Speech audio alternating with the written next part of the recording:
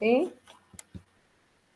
Dicen que el estado de conciencia, también estado de conciencia o vigilia, que es aquel en que se encuentra activa las funciones neurocognitivas superiores, determinan la percepción y el conocimiento del mundo psíquico de cada persona o del mundo circundante. Esto de los niveles de conciencia nos sirven a nosotros, digamos, es muy importante cuando tenemos que hacer una valoración, por ejemplo, en un accidente, en un traumatismo encefálico, ¿sí? En todos estos casos, vemos la importancia de hacer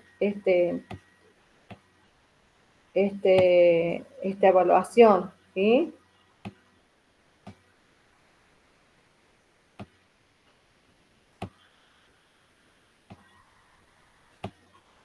Por eso vemos el estado de conciencia. Es muy importante porque eso nos va a revelar eh, el estado del cerebro, si está comprometido o no de la persona.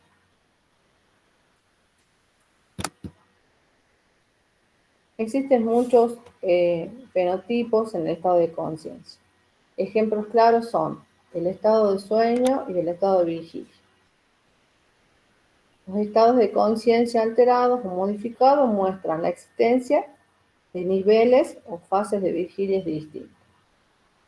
Estos niveles distintos pueden ser inducidos o alterados de forma artificial o ser producto de otras causas.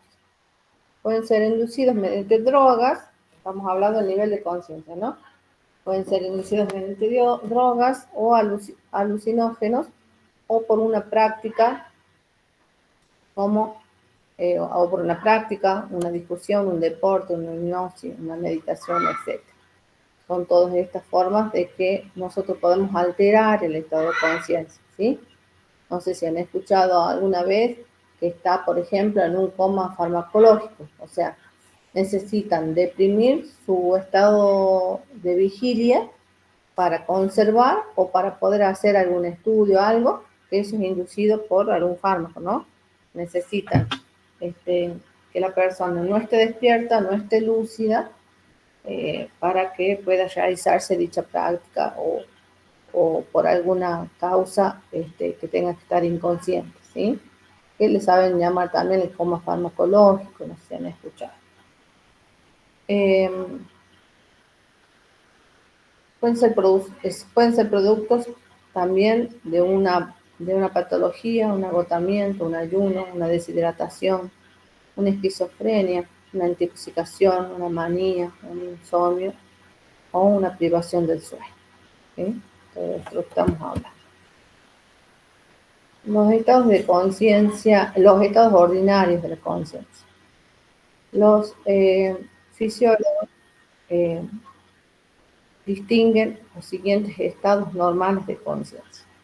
Tenemos la vigilia, estado de alerta caracterizado por un conocimiento permanente de sí mismo y de su entorno. Es una etapa de actividad. El sueño, que a su vez se divide para un estudio en dos grandes etapas. El sueño lento o sueño de ondas lentas y el sueño REM o sueño MOR también, que significa sueño con movimientos oculares rápidos. Etapa en la cual se presentan con mayor frecuencia los sueños. Las alteraciones de la conciencia es una constante que aparece en la mayoría de los problemas psiquiátricos y en gran cantidad en problemas médicos. En su estado normal, la conciencia permite al sujeto dar una respuesta apropiada a los estímulos sensitivos y sensoriales, sobre todo a las más complejas, por ejemplo, los estímulos verbales como escuchar y las espaciales como conducir. Difiere de la vigilia en que la vigilia, la capacidad del sistema nervioso de adaptarse a una situación nueva, depende del sistema reticular activado. Los factores causales más comunes incluyen un trauma, un accidente cardiovascular, droga, envenenamiento, fiebre, trastornos metabólicos, meningitis, infecciones, tumores, ¿sí? Todo aquello que comprometa a nivel cerebral, ¿sí? Convulsiones, descompensación cardíaca. Y después tenemos las alteraciones no patológicas, en el caso del sueño, que es una etapa de funcionamiento del organismo absolutamente necesaria, ¿sí? El cerebro, el sistema solo, desencadena el mecanismo del sueño para que se puedan activarse otras funciones del cuerpo, ¿sí? Y como decía, que tiene todos estos dos estados. El sueño, el sueño no REM, o el sueño MOR, que es sueño sin movimiento ocular rápido, y el sueño REM, o el sueño MOR, es el sueño con movimiento ocular rápido, caracterizado también por sueños muy lentos. Tenemos alteraciones patológicas cualitativas y cuantitativas. Profe, disculpe, no, ¿Sí? no están pasando la... Allá, allá.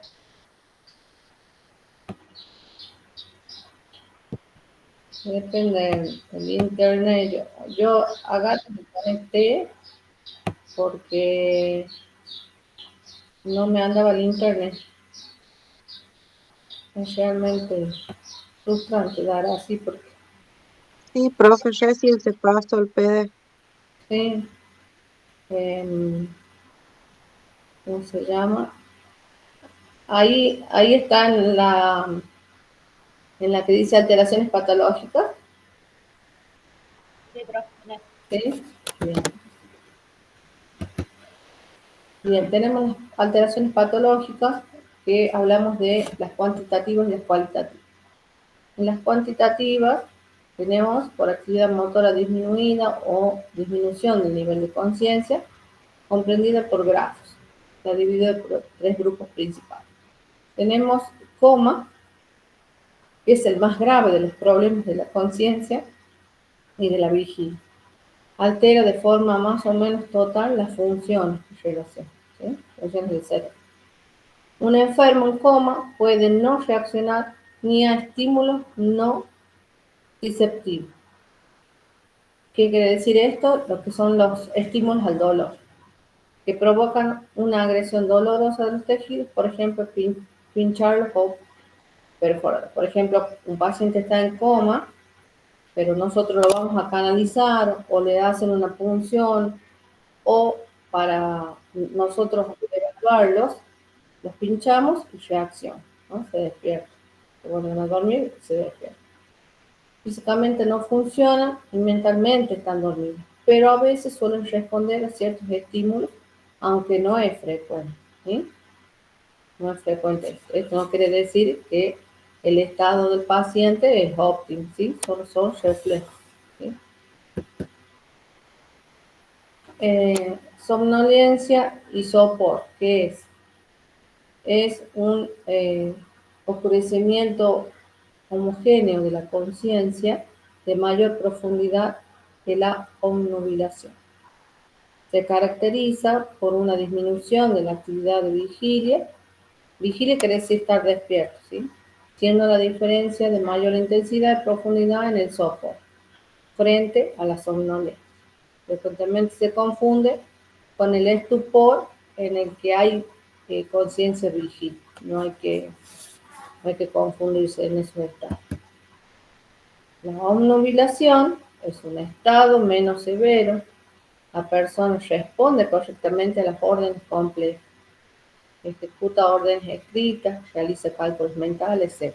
Pero con lentitud, con fatiga o bastante dificultad de concentración. Obnubilación de conciencia, tenemos el grado leve o moderado, que sería comprensión, dificultad, sopor, confusión, estupor, incapacidad de acción espontánea y coma. En el grado profundo, imposible cualquier actividad voluntaria, consciente y ausencia de cualquier indicio de conciencia. Voy a aceptar Estoy escuchando que hay gente que quiere entrar. Ahí sería.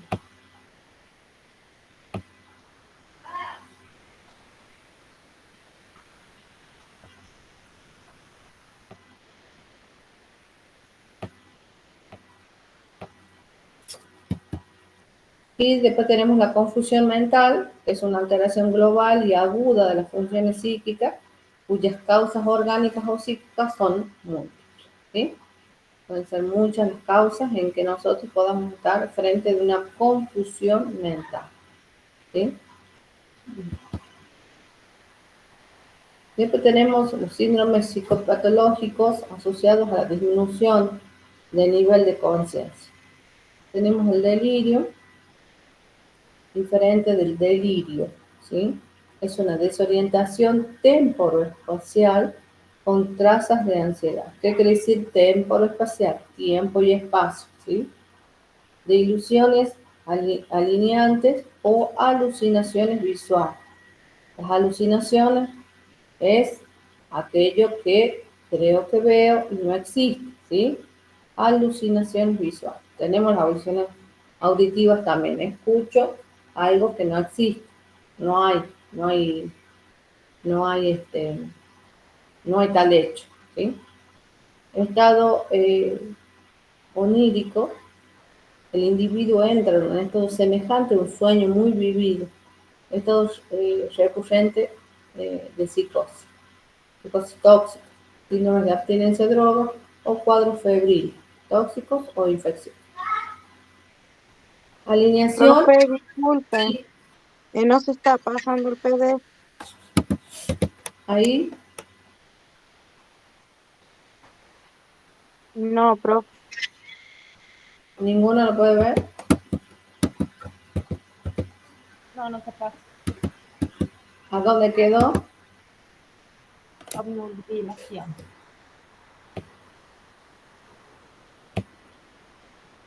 Ahí se está pasando.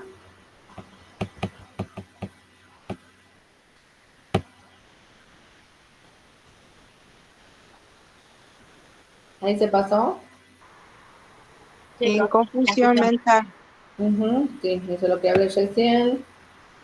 Síndromes psicopatológicos asociados a la disminución del nivel de conciencia.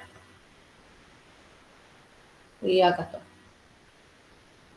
Bien. Después tenemos la alineación, excitación psicomotora, incoherencia del pensamiento, perplejidad y síntomas alucinatorios, síndrome del cautiverio también, que es la destrucción de la base del puente, promueve una parálisis total de los nervios craneales bajos y de los miembros. ¿Sí? Esto es como nivel general, ¿no? Para que ustedes sepan que existe eso, no tanto los nombres, ¿no? Tenemos cualitativas, los estados crepusculares surgen y desaparecen de forma abrupta, tienen duración variable de pocas horas o de algunas semanas. Por ejemplo, la alucinación, el sonambulismo o el terror nocturno. Siempre relacionado, recuerden lo que estamos viendo, que son los niveles de conciencia. ¿Sí? Disociación de conciencia, pérdida de la unidad psíquica común del ser humano, en el cual el individuo se desliga de la realidad para dejar de sufrir. Estas cosas pasan muchas veces en los traumatismos a nivel de trauma, hechos traumáticos, no a nivel de traumatismo craneoencefálico, ¿sí? La mente tiene un poder de disociación, o sea, de separar, de autoprotegerse tal que es capaz de seleccionar lo que quiere recordar o no para autoprotegerse, ¿sí? Ustedes vieron que a veces, si es que ha pasado algún hecho traumático, no se acuerdan nada, no sé si les pasó. Sí, profe. Es así. Pasa que no se acuerdan por qué aparecieron en tal lugar, cómo sucedieron los hechos, no se acuerdan, ¿sí? Esto es un mecanismo de defensa que tiene la mente para, dentro del estado de conciencia, ¿no? Como que pierde ese estado de conciencia, no la vigilia, No nos confundamos, ¿sí? Hay que separar bien ahora. Estoy vigil, estoy despierto, pero no estoy consciente de los hechos que están pasando, ¿sí? El trance es una especie de sueño acordado con la presencia de una actividad motora automática y estereotipada, acompañada de la suspensión parcial de los movimientos voluntarios, ¿sí? Estado hipnótico es una técnica refinada de concentración, de atención y de alteración inducida al estado de conciencia, ¿sí? Esto se utiliza mucho con los psiquiatras para hacer tratamientos a nivel mental, ¿sí? La hipnosis. Bien, ahí tenemos lo que es, digamos, estados de conciencia y que cuánto a nosotros nos sirve esto para cuando ingresa un paciente. Por ejemplo, cuando ingresa un paciente, nosotros dentro de la valoración vemos esto, ¿no? Del estado de conciencia. Si ingresa vigil, o sea, despierto, si ingresa sin respuesta, o sea, ingresa en coma, si responde al dolor o no, si obedece a las órdenes que yo les doy. Por eso siempre cuando un paciente ingresa, debo preguntarle al familiar o a alguien el nombre y el apellido para yo llamarlo por su nombre, ¿sí? Para que me dé respuesta a lo que yo le estoy preguntando. Siempre preguntamos cómo se llama, en qué día está, ¿sí? Si sabe dónde está. No sé si alguien ya trabaja y se acuerda de todo esto que uno pregunta, ¿no? Cuando estamos para saber el estado, el nivel de conciencia, ¿sí? Porque no sabemos en qué condiciones ingresa el paciente, o sea, cómo fue el, el hecho que hace que ingrese a un nosocomio, si fue por traumatismo, por accidente, por la ingesta de alguna droga, ¿sí? O por el hecho traumático, un simple desmayo, una hipotensión, una hipoglucemia, y así.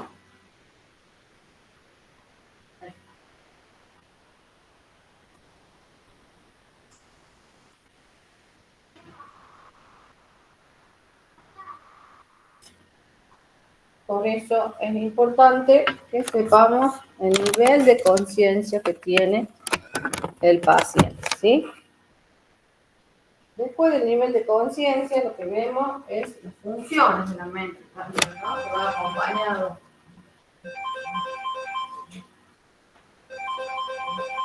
Las funciones de la mente que va acompañado a todo este proceso de poder valorar, el nivel de conciencia de la persona. ¿Sabe cuáles son las funciones de la mente? Más o menos.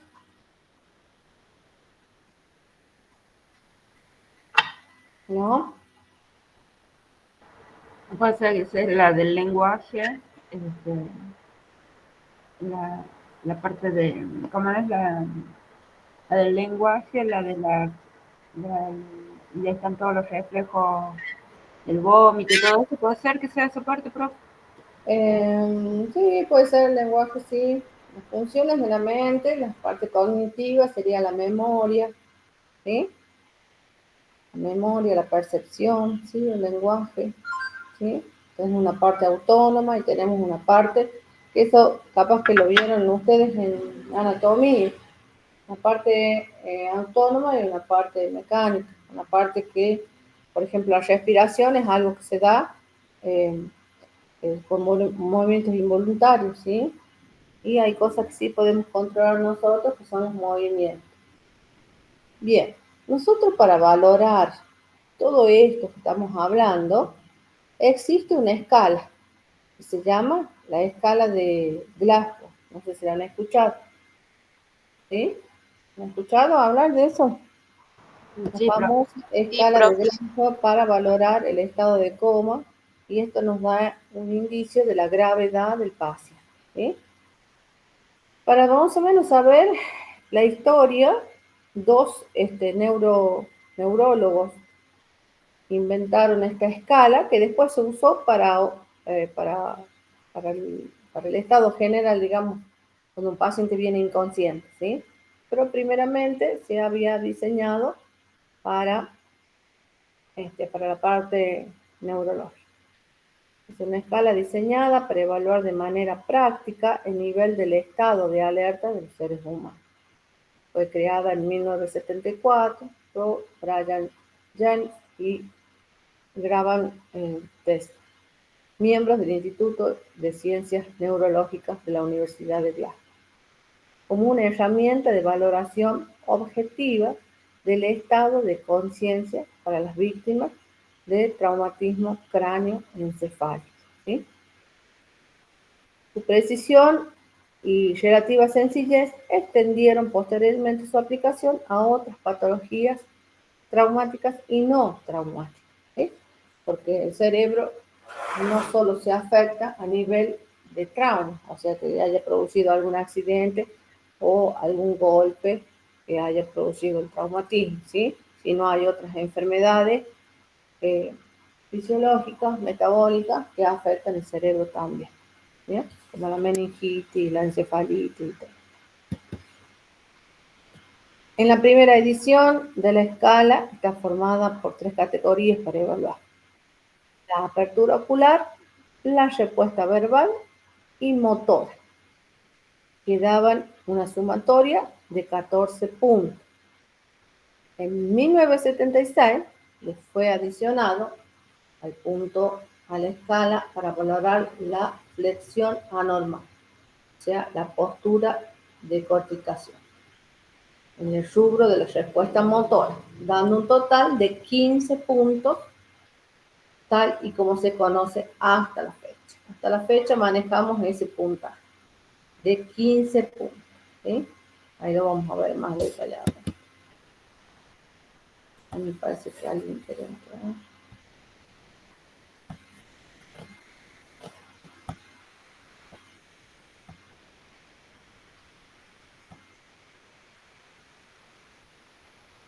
Bien, tenemos la escala compuesta por la exploración y cuantificación de 3 parámetros: la apertura ocular, la respuesta verbal, la respuesta motora. Como habíamos dicho, dando un puntaje dado de la mejor respuesta obtenida en cada categoría. El puntaje obtenido de cada uno de los 3 se suma con lo que obtiene el puntaje total, ¿sí? El valor más bajo que puede obtenerse es de 3, ¿sí?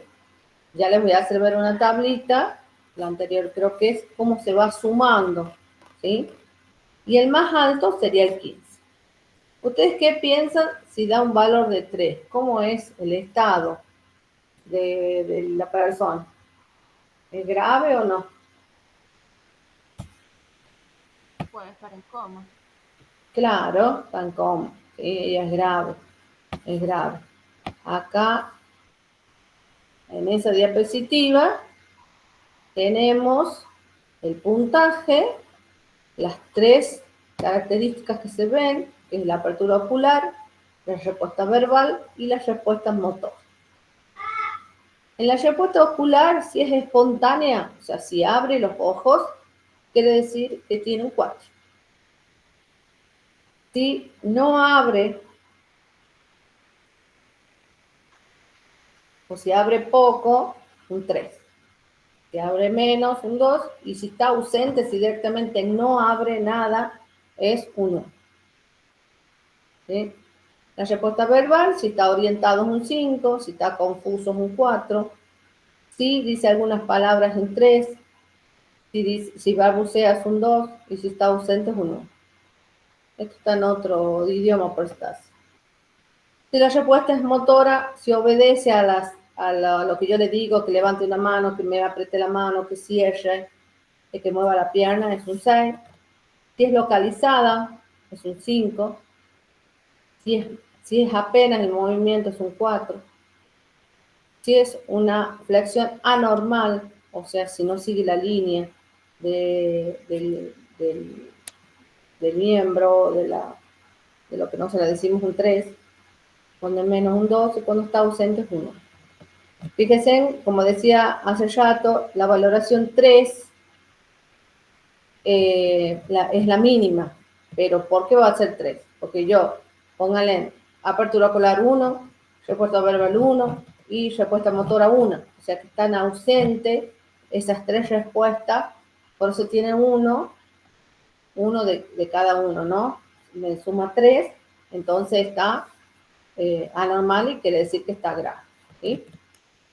Y 15, que sería lo máximo, que me habla, que está orientado y que obedece a todo lo que le digo, esta función está en lo máximo, que es 15, que quiere decir que en la parte de nivel de conciencia el paciente está bien. Puede tener otras alteraciones, pero a nivel de conciencia está bien, ¿sí? Esta escala siempre nosotros la hacemos a nivel automático cuando ingresa un paciente, ¿sí? Por ejemplo, yo trabajo en emergencia, entonces yo tengo siempre pacientes que me entran o desmayados, ¿sí? O muertos. Entonces, esta valoración nosotros la hacemos de manera inmediata, ¿bien? Apenas ingresa, lo primero que yo voy a determinar es el nivel de conciencia que tiene el paciente, ¿bien? Entonces, esto lo vamos haciendo en la cabeza, digamos así, para que nos vamos a orientar. Bien.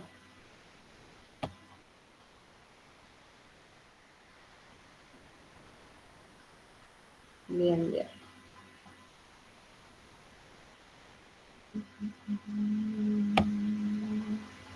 En la respuesta ocular, el paciente abre los ojos o de forma espontánea hay apertura ocular sin la necesidad del estímulo, ¿sí?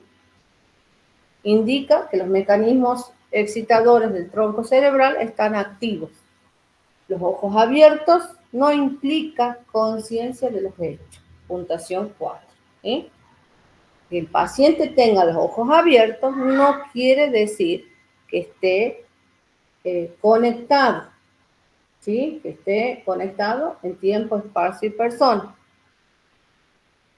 A estímulos verbales, la apertura ocular, ¿no? A estímulos verbales, cualquier frase, no necesariamente una instrucción, puntaje 3.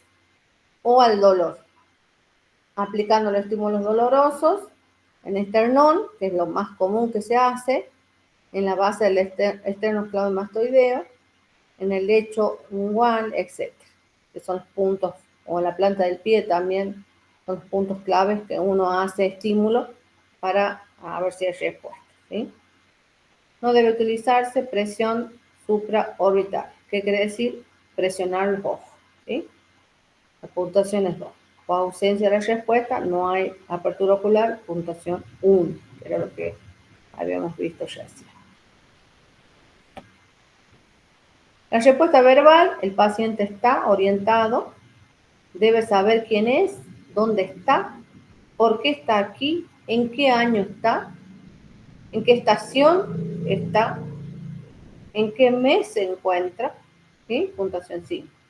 O si está desorientado, confuso, responde a preguntas en una conversación habitual, pero las respuestas no se sitúan en el tiempo o espacio. Lo primero se pierde es la situación del tiempo, luego el lugar y al último la persona. Tiene puntuación 4. O incoherente, no es posible llevar a cabo una conversación sostenida. ¿Se acuerdan de ese? Era un meme, creo yo, ¿no? Del hombre de una pareja que había tenido un accidente en la moto, ¿de acuerdo? El de Candela.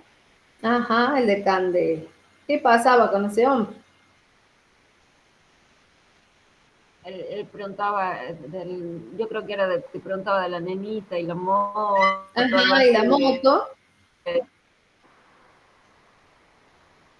Pasaba un rato y volvía a preguntar lo mismo, ¿sí? Volvía a preguntar lo mismo. No tenía coherencia, no tenía, digamos, una retención de la información que se le estaba dando, ¿sí? Eso, bueno, en ese caso se da por una contusión cerebral que se llama, ¿sí?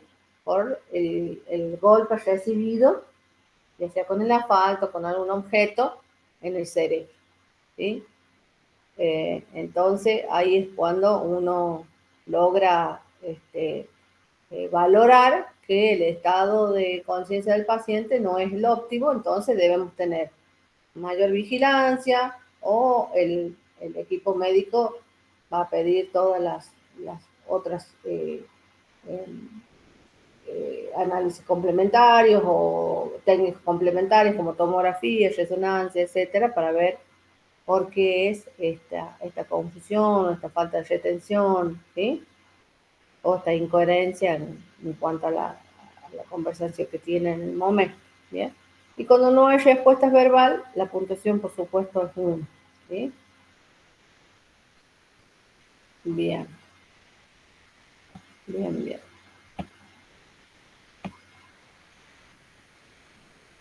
Después tenemos la respuesta motora. El paciente obedece a órdenes, por ejemplo, levantar el brazo, ¿sí? Sacar la lengua. La puntuación es 6. O localiza el dolor, ¿sí? O a la aplicación del estímulo, el paciente hace un movimiento, ¿bien? Puntuación es 5. O retira al dolor. Si yo lo pellizco o si yo doblo, o a veces hasta sin querer, el paciente retira, ¿sí? La puntuación es 4. O flexión anormal frente al estímulo, el sujeto adopta una postura de flexión de las extremidades superior sobre el tórax con abducción de las manos, puntuación 3. O extensión anormal ante el estímulo, al sujeto adopta postura extensora de las extremidades superiores, ¿sí? Extendiendo rotación interna del brazo y pronación del antebrazo, las puntuaciones 2. O sin respuesta, las puntuaciones 1. Hay en cuanto a esta respuesta motora, hay un signo en las extremidades superiores, sobre todo, cuando el paciente está cursando un ACV o cuando el paciente está, mal llamado nosotros, cuando está descerebrado, ¿sí? Cuando hay una falla en el tronco encefálico, es en la posición de las manos, o también existe eso de la posición en la flexión, en las crisis litéricas también, para adentro o para afuera, ¿sí? Eso con la práctica uno lo va determinando y valorando eso, ¿sí? Cómo es la posición de las extremidades, ¿no? Bueno, estamos hasta ahí. ¿Alguna pregunta? Después, cuando ustedes hagan los trabajos prácticos de estos temas, yo le voy a decir a la profe María, sería muy bueno que vean muchos casos clínicos para que se pueda observar todo esto que estamos viendo en las diferentes situaciones que el paciente ingresa, como hablábamos hace rato, ¿sí? El paciente ingresa al nosocomio, al centro primario, o simplemente lo encontramos en la calle, como yo siempre digo, las situaciones van a ser muy variadas en cuanto a cómo yo voy a encontrar al paciente. Lo primero que se valora, ¿sí? Es el estado de conciencia de la persona. ¿Sí? Entonces vamos a observar todas estas cosas que estamos viendo ahora y esto nos va a determinar, junto con la valoración de la escala de Glasgow, la valoración del estado de conciencia y la gravedad del paciente, ¿sí? La gravedad. En el puntaje de la escala de Glasgow, esta es la que vemos ahora, es de adulto, ¿sí? Después, en el programa sale que tienen que ver cefalea, migrañas, ACV, como para que tengan un conocimiento de qué se trata cada patología, ¿sí? Pero a lo que nosotros nos tenemos que encasillar siempre es el cuidado que debemos tener, ¿sí?, en cada situación de estas que vamos viendo. Por ejemplo, los cuidados de enfermería que yo voy a tener para la valoración del paciente, cuando estoy por valorar un paciente con alteraciones en la conciencia, ¿sí? Si el paciente está en coma o no. Bien, el ambiente que yo voy a hacer la valoración, ¿sí?, las preguntas que yo voy a hacer, el respeto por el paciente. O no saben ustedes cuántas veces ha pasado que creen que el paciente está inconsciente y está consciente. ¿No les ha pasado a usted? Sobre todo cuando están saliendo de una cirugía. ¿Eso qué sería? ¿Un coma cómo?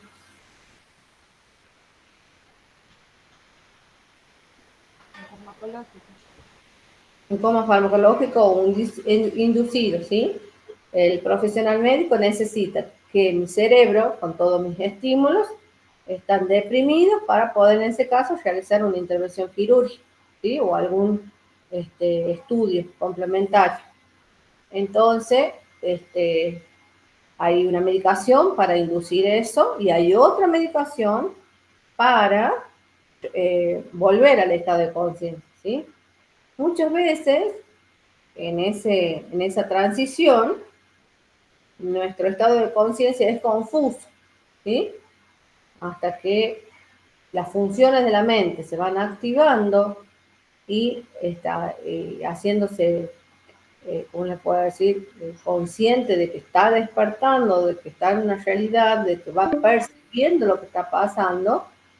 Muchas veces el profesional médico, todo, ¿no?, profesional de la medicina, estamos hablando, no médico de médico, eh, eh, carecemos de ética, ¿sí?, de ética. Entonces hablamos cosas que no debemos hablar y el paciente no está escuchando.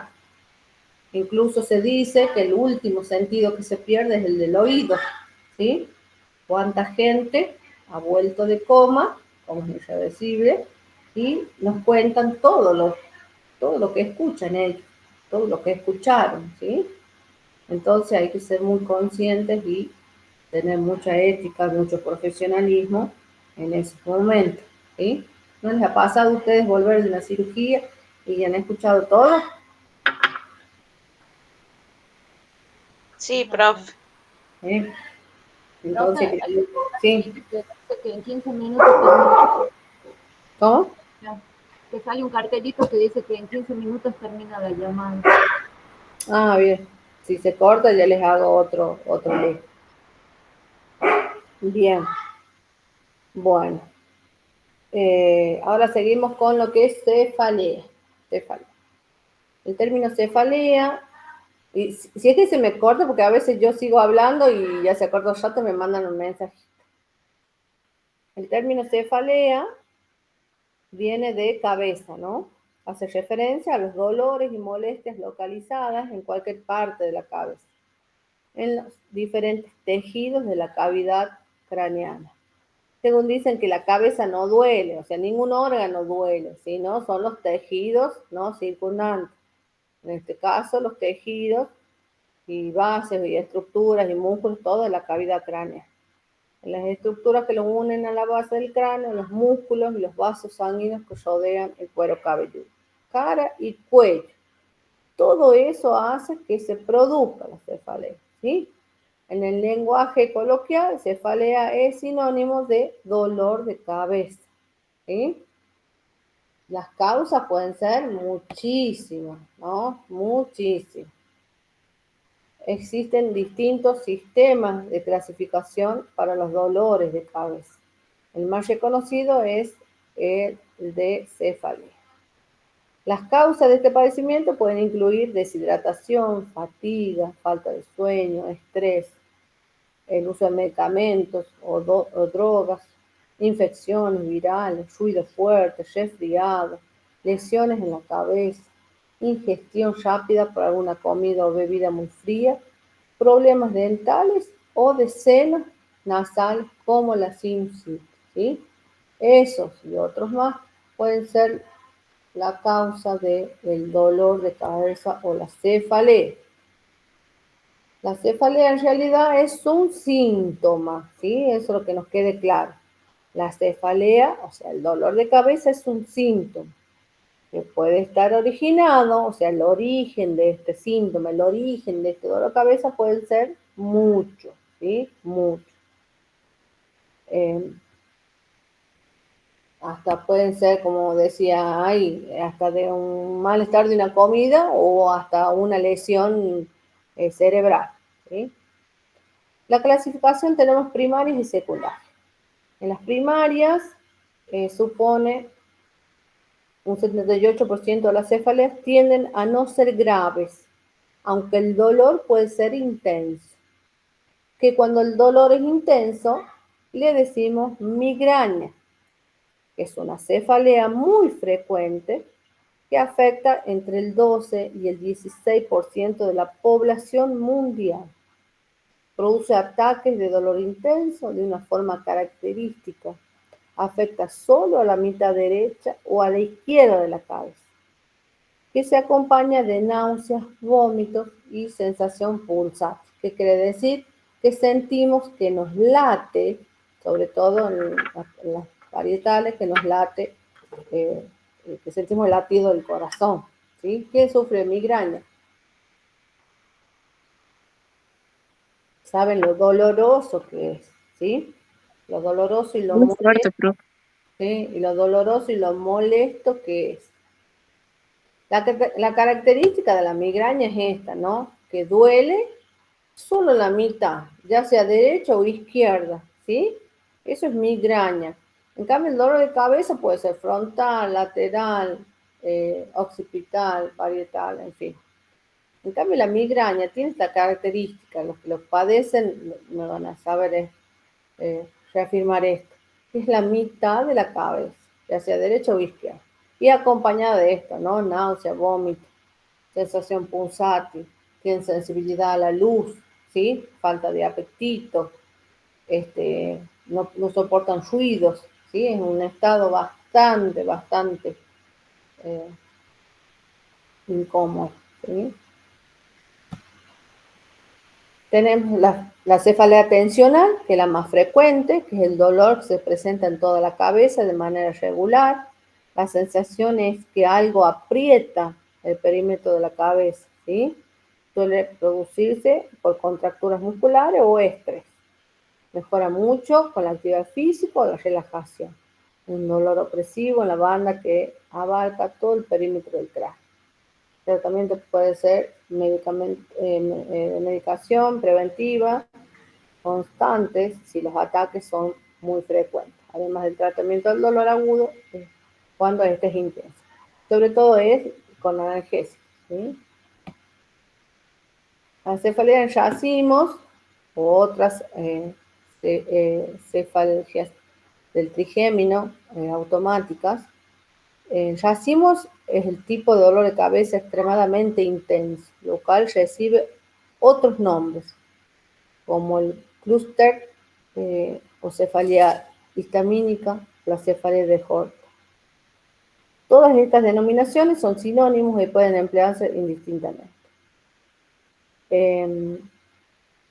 Otras cefaleas primarias incluyen varios subtipos, ¿sí? Como la cefalea asociada a la actividad sexual, la cefalea meningia por tos, la cefalea benigna por ejercicio o la cefalea hídrica. Hay diferentes, ¿sí? Tipos de cefalea o llamadas de diferentes formas. Después tenemos las neuralgias craneales o dolor facial central primario y otras cefaleas también. Las neuralgias craneales o causas centrales del dolor facial incluyen la cefalea por la neuralgia del trigémino, por neuralgia del nervio glosofaringeo y la cefalea por estímulos frío o cefalea del helado. ¿A alguno le ha pasado ese cuando toma helado, le duele la cabeza? Como le dicen ¿cómo le dicen? Que se les congela, como se les congela el cerebro, una cosa así. ¿Nunca les pasó? Sí, ¿no? Y eso Sí, es es horrible. ¿Sí? porque agarra el nervio trigémino y eso. Ajá, exacto. Otro tipo de cefalea es la neuralgia craneal, el dolor facial central o primario. Incluyen todas aquellas cefaleas que no pueden encuadrarse en ningún apartado anterior. Hay cefaleas que realmente no entran ni tienen explicación, ¿sí? Mayormente se relacionan a la parte emocional, ¿sí? Al estrés o multicausal. A veces hasta por hipertensión, ¿sí? Como vemos hace rato. Puede dar cefalea hasta por una o por haber comido de más o alguna indigestión, ¿sí? O por trastornos hormonales o cuando justo están con la menstruación, ¿sí? Hay muchos factores en cuanto a la cefalea. Los mecanismos que producen la cefalea son diferentes según el tipo de la misma, por supuesto. Los espasmos o inflamación de los músculos de la cabeza y del cuello, distensión, tracción o dilatación de los vasos sanguíneos de la cabeza, incluyendo las arterias y venas, tanto al interior del cráneo como externas al mismo. Inflamación, compresión y tracción de los nervios sensitivos craneales. Irritación de las meninges en las cefaleas por meningitis, por ejemplo. Hipertensión intracraneal, es decir, el aumento de la presión del líquido cefalorraquídeo en el interior del cráneo. ¿Sí? Bien. Eso más o menos es lo que adelantamos ahora un poco. Falta ACV y faltan otras cosas que la vamos a ver la próxima clase. La próxima clase van a rendir el recuperatorio, ¿sí? De aquellas personas que no rindieron. Si no puedo viajar yo, porque justo me coincide con salud mental de La Rioja, y también tenemos un problema ahí de viáticos. Lo va a tomar la licenciada Marín, ¿sí? Ese día no vamos a tener clases de adultos, ¿sí? De adultos. Y de salud mental, ya les voy a estar diciendo la hora que tienen que ser, pues yo tengo acá antes de las 7, así que tiene que ser, vamos a ver el horario. Bien, trabajo práctico que les doy ahora, o investigación, ni siquiera es trabajo práctico, que ustedes deben realizar en cuanto a lo que vimos ahora, en cuanto a los niveles de conciencia, ¿sí? Así que anoten, saquen un cuaderno para que anoten.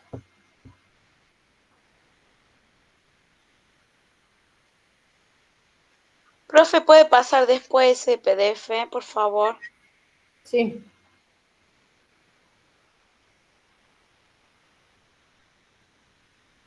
Bien. Como pregunta número 1,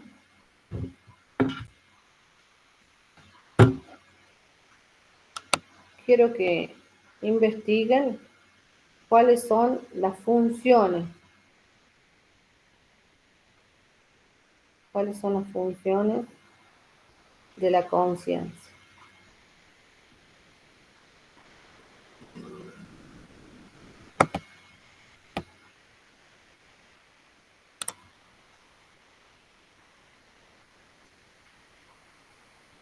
¿Cuáles son las funciones de la conciencia? ¿Sí?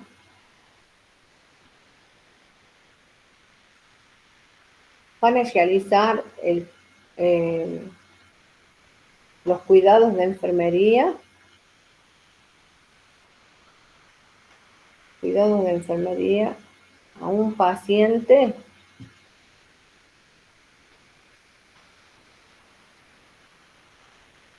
al que entra por un traumatismo cráneoencefálico,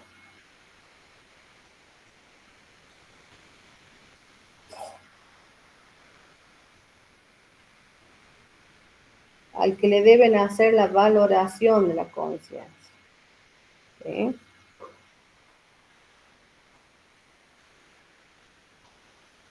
Traumatismo, profe. Cráneoencefálico.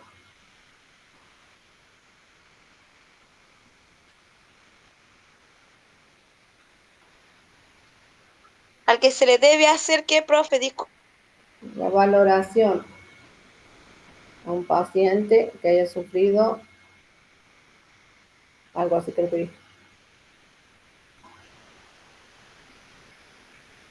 Ustedes le tienen que hacer básicamente la valoración, los cuidados de enfermería a un paciente que entra con traumatismo cráneoencefálico.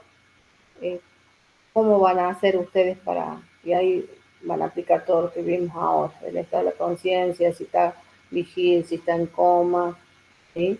Todo eso.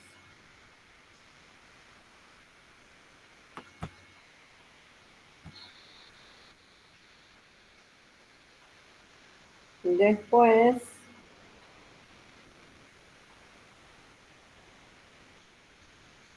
van a hacer los cuidados de enfermería a un paciente con cefalea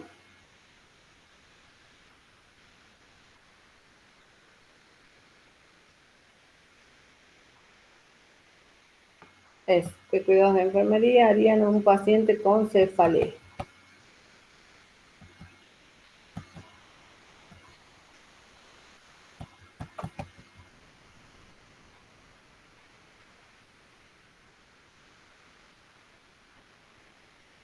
Eso sería lo que tendrían que hacer ustedes de investigación, así lo podamos hablar y charlar y ver qué dudas han quedado en la próxima clase, ¿sí?